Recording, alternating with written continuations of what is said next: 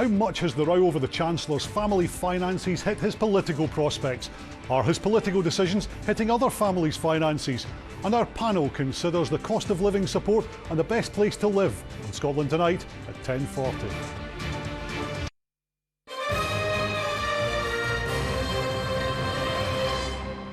Good evening.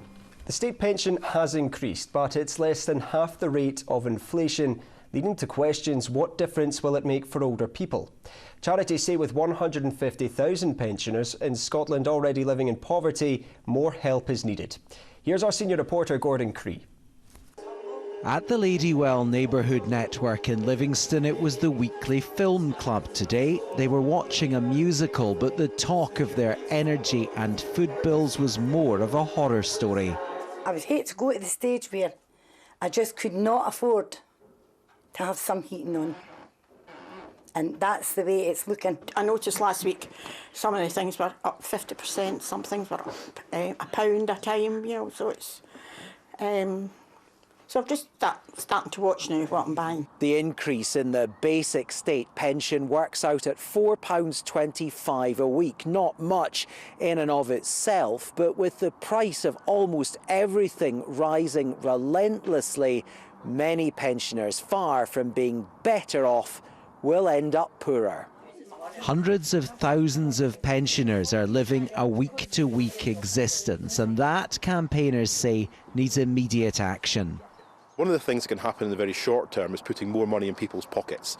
It's something that the Chancellor should really be looking at doing, and ditto the Scottish Government, looking at within the powers that they have, which are, they're quite substantial, about putting more money in the pockets of the lowest income people in Scotland. We've had some one-off payments, this kind of cost of living kind of boost that we've had, but it's pretty modest compared to what people are actually facing. With the Chancellor and his wife facing continuing scrutiny over their multi-million-pound family tax affairs, those here today questioned how decision-makers so removed from financial struggle can possibly relate to their concerns. People around the country have never understood what it's like to be on the poverty line or just be managing, because they don't have to bother about that.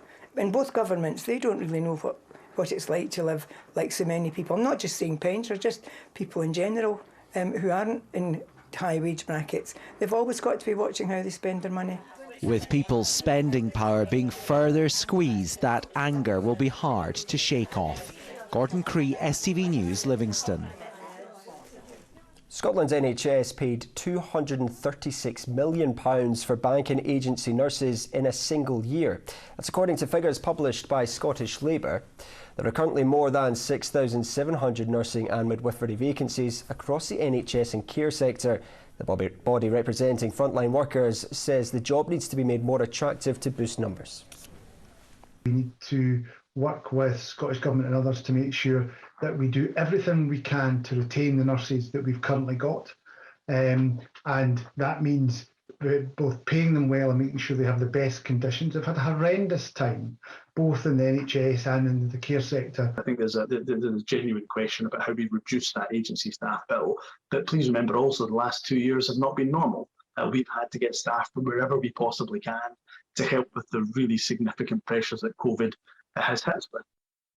A man's appeared in court charged with throwing a bottle at a Celtic physio during the recent Old Firm game. 32-year-old Alan Crawford from Falkirk allegedly assaulted Daniel Friel at Ibrox on the 3rd of April. He made no plea at Glasgow Sheriff Court and was granted bail. The Scottish Government is no longer providing daily COVID-19 statistics. Instead, updates will be published online on Public Health Scotland's daily dashboard. Scotland has recorded more than 4,000 cases of COVID in the past 24 hours. Now, the roar of pipes and drums and a sea of saltires took over the Big Apple as thousands gathered for annual Tartan Day Parade. It's a celebration of Scottish heritage and culture in the States. Our reporter Laura Alderman was in the thick of it. This might look like a scene from Scotland, but don't be fooled. This is thousands of miles away on the streets of New York City. Happy Tartan Day! The annual Tartan Day Parade celebrates everything about Scotland, and this year it was led by Inverness actress Karen Gillan.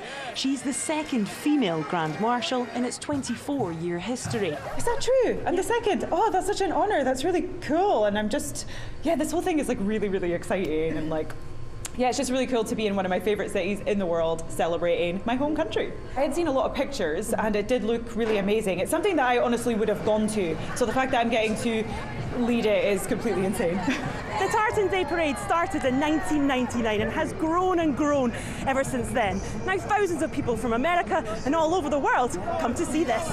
And it's the first parade post-pandemic. I feel great. I mean, we pivoted quickly in 2020. We made a virtual parade together. Then 2021, we did the same thing, another virtual parade, but it's nothing like today. There was a poignant show of solidarity with Ukraine, watched by onlookers from New York and at home. We came to New York to sample a bit of America, and now we're sampling more of Scotland. I think that Scots should do this. We should be celebrating our culture back home. A lot of people in America have got a lot of sort of cultural connection to Scotland, and it's like you hear about it, but when you see it in the flesh, it's quite cool. So I think it's really fabulous. In America in general, I think the Scottish are very well regarded. In New York in particular. Tartan Week is back with a bang. Next year's parade will mark 25 years of showcasing Scottish spirit in the Big Apple. Laura Alderman, STV News at the Tartan Day Parade in New York City. And finally, a Falkirk man is celebrating winning £1 million on the National Lottery. 76-year-old barbershop singer John Wallman said he plans on using the money to buy a new house, but first it'll be a holiday in the sun. Well, that's your late news. Now Philip has the weather.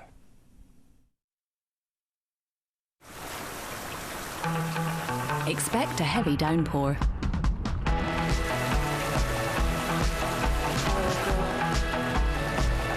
TUI Blue Hotels sponsor STV Weather.